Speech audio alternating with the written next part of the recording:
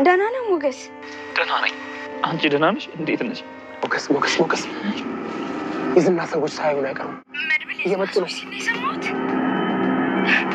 ሄሎ ሞገስ፣ እባክህ አናግረኝ። ሄሎ።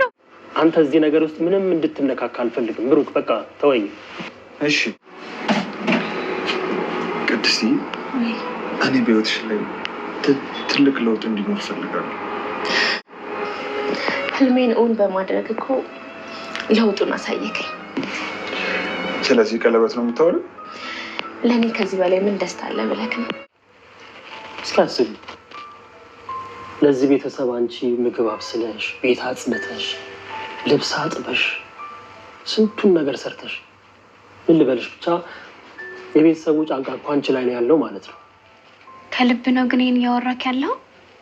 ማለቴ አገላለጽ ግን ከዚህ በፊት ሌላ ሰው ሲገልጽ ሰምቼ። ዛሬም ሞገስንና ሉላን ከገቡበት አዘቅት ውስጥ ለማውጣት የሚችለውን ነገር እያደረገ ነው የሚገኘው። ቤተሰቦቻችን መድብል እንግዲህ እንደሚታወቀው በጣም ጀግና፣ እነዚህና ግብረ አበሮቹ የሚፈሩት በጣም በብልሃት ነገሮች በጥንቃቄ አርቆ የሚያይ በጣም ጎበዝ ሰው ነው። እንግዲህ መድብልን በጣም ነው የሚፈሩት እነዚህና፣ ምክንያቱም ከአንድ ሁለት ሶስቴ በሚገርም ሁኔታ ተፋልሟቸው በድል ስላጠናቀቀ እሱ ማለት ነው። እነሱ ራሱ እሱን ለማስገደል ያላደረጉት ነገር የለም። በፖሊስ እንዲታሰር ድጋሚ ሌላ ሪስክ እንዲገባ በቃ ብዙ ነገሮችን አድርገው ነበረ፣ ግን አልተሳካላቸውም። በመጨረሻ እንግዲህ ያሁኑ ደግሞ እንግዲህ ሞገስን ወደ እስር ቤት ለመወርወር፣ ሉላን ደግሞ በእጁ ለማስገባት ዝና አቅዶ አሲሮ የነበረው ሴራ እንግዲህ ጠበቃውን ገሎታል በማለት አሰናድቶት የነበረው የዝና ስትራቴጂ ከሽፍ ሆኖበታል ወይም ደግሞ ወድቆበታል። ምክንያቱ ያ የሆነው ደግሞ እንግዲህ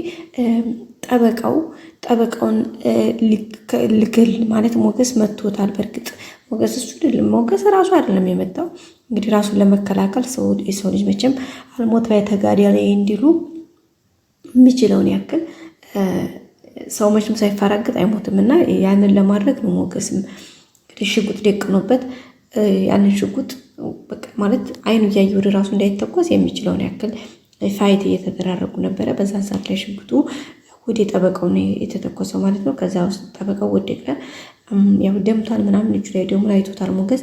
ግን ምን በጣም የከፋ ማለት አይቶታል ወድቋል፣ ግን በሰዓቱ ፌንት ነገር ስለበላ ያው ይሙት አይሙት አላረጋገጠም። ብቻ ግን ወዲያው ከቦታው መሰወር ሲሆን ነበር ተሰወረ። እንግዲህ ዛን ሰዓት ዝና ሆነ ብሎ እንግዲህ ካሜራ ከፍቶ ደቅኖ ቮይስ ሪከርድ ያደረገው ነበር፣ ወይም ደግሞ ካሜራ ያስገባቸው ስለነበረ ሞገስ ሩጦ ሄደ ማለት ነው። ከዛ ያንን እንግዲህ ሞገስ ከሄደ በኋላ ዝና ወደ በጠበቃው ሲሄድ ጠበቃው አልሞተም። ምንድን ያደረገው እዛው ጨረሰሃለሁ ብሎ እንግዲህ ይዞት ነበረ። ከዛ እንግዲህ እየተፈራገጠ ባከባክ እያለ እየተማጸነው ነበር። በመጨረሻ ብቶታል። ይህን የምታደርገው ግን እኔ በህይወት እንድትኖር እኔ የፈቀርኩልህ እኔ ነገ ጧትም ህይወትን እንደምነጥቅ እመን እኔ ያልኩህ ልታደርግ ሲለው ለልጆች ብቻ በህይወት ልቆምላቸው ችግር የለም ብሎ ጠበቃው ቃል ገባ። ከዛ በኋላ ነው እንግዲህ ዝናም ስራውን መስራት የጀመረው። ሐኪም ቤት ሄዶ ሐኪም ቤት ከሞትን ታለ በኋላ እንደሞተና ሁሉን ነገር አዘጋጅቶ እንግዲህ ለሚስቱና ለልጆቹ ለጠበቃው እንደሞተ የሞተ አስመስለው እንግዲህ ገንዘው ምናምን ሆስፒታል ውስጥ ሚስቱን አሳይተዋታል። እሱ ግን ሰውየው በህይወት አለ።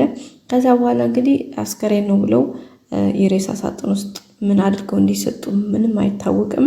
ያንን ይዘው ሄደው እንግዲህ ቤተሰቦቹም አልቅሰው ቀብረዋል።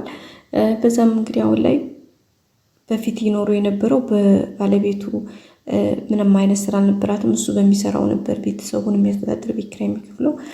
አሁን ላይ እሱ እንትን ሲል ካሉበት ለቀው እንግዲህ ዘመድ ጋር ተጠግተው እንዳሉ ነው እያለ ያለው። በባለፈው እንግዲህ እባክህ ብር ያስፈልጋቸዋል እባክህ ልስጥልኝ ሲለው ነበረ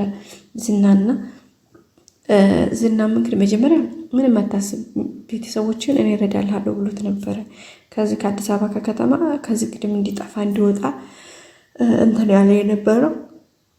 አሁን ግን ድጋሜ ጠበቃው ከዚህ መሄድ አልቻለም ማለት ምክንያቱም ያሉበትን ሁኔታ ያው በወሬም እየሰማ ስለሆነ በዛም አማካኝነት እንግዲህ መሄድ ጭራሽ አልቻለም። በዚህ ለምን አልሄድክም ብሎ እንግዲህ ሊገሉ አሁንም እያፈላለገው ነበረ። እያፈላለገው ሳይሆን ወስዶት ነበረ ሊገሉና እንግዲህ እሱ ከደባደበ በኋላ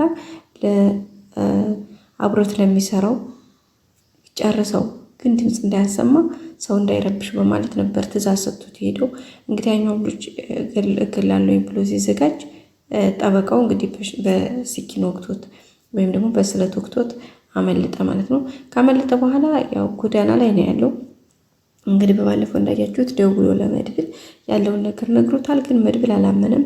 ምክንያቱም መድብል ቦታው ድረስ ሂዶ ቀየው ሰፈሩ ድረስ እሱም እዛው ዘመዶቹ አይቷል፣ ያለው ነገር አይቷል። በዛ ላይ ደግሞ ኢንፎርሜሽን እሱም በሚችለው እያጣራ ስለሆነ ነገሮችን በደንብ አውቋል።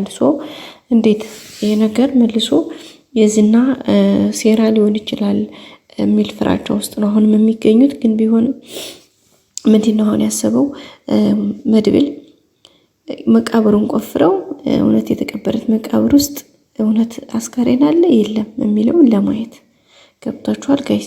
በቃ አለ የለም የሚለውን ነገር ለማየት ነው አሁን እያሰቡት ማለት ነው። እንግዲህ በዚህ ብሩክም ሞገስም አልተስማሙበትም። እንግዲህ መድብል በቃ እውነት ተቀብራ መቅረት የለባትም። በቃ ይሄ ነገር ትክክለኛውን ነገር ማየትና ማወቅ አለብን ግዴታ። ይሄን ካላደረግን በሌላ ነገር በምንም ልናምን አይችልም። ምክንያቱም ጠበቃውና እናግኝት ሲሉት ፈቃደኛ አልሆነም። ስለዚህ ይሄ ደግሞ ሌላ ምናልባት ሪስክ ይዞባቸው ሊመጣ ይችላል። ግን ያው በጥበብና በብልሃት እንግዲህ ያው መድብል ነገርዮሽን ስለሚመራው ይህን ያክል የከፋ ችግር ላይ ያመጣባቸው ይችላል የሚል ተስፋ አለን እንጂ ከባድ ነው ነገርዮሹ። ደግሞ ዛሬ እንግዲህ ሞገስን አግኝቶታል። ሞገስም ያው የጠበቃው አለመሞትን ሰምቷል፣ ተደስቷል። ግን እርግጠኛ ነው ወይ የነዚህና ሴራ ነው የሚሆነው ብለው ፍራቻ እሱም አድሮበታል።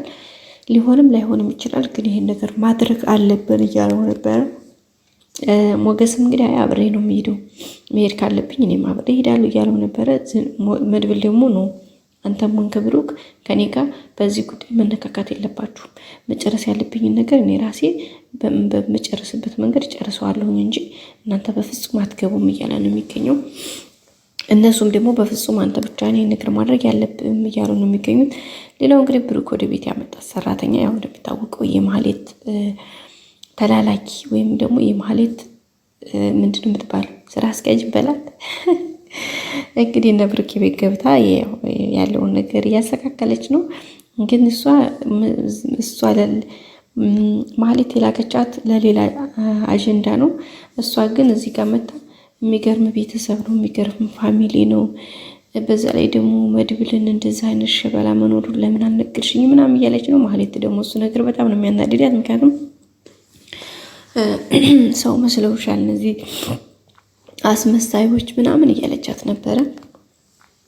ግን እሷ ደግሞ ብቻ ግን እስኪ እናየዋለን። ግን ለአሁን ላይ በቃ በጣም ነው የተመቹኝ እኮ በእናትሽ እንደ አሜዚንግ በጣም የሚገርም ነው የሚደግ ነው ያለቻት ነበረ ነው። እሷም እንግዲህ አሁን ያልኩሽ ስራሽ ብቻ ስሪ፣ ስራሽ እንደረሽ ወየውልሽ ያለቻ ነው የምትገኘው። ግን ትንሽ ቆየት ብላ መገልበጡ አይቀርም። በቀጣይ አዲስ ቪዲዮ እንገናኝ። ሰብስክራይብ ላይ ጋር መልካም ጊዜ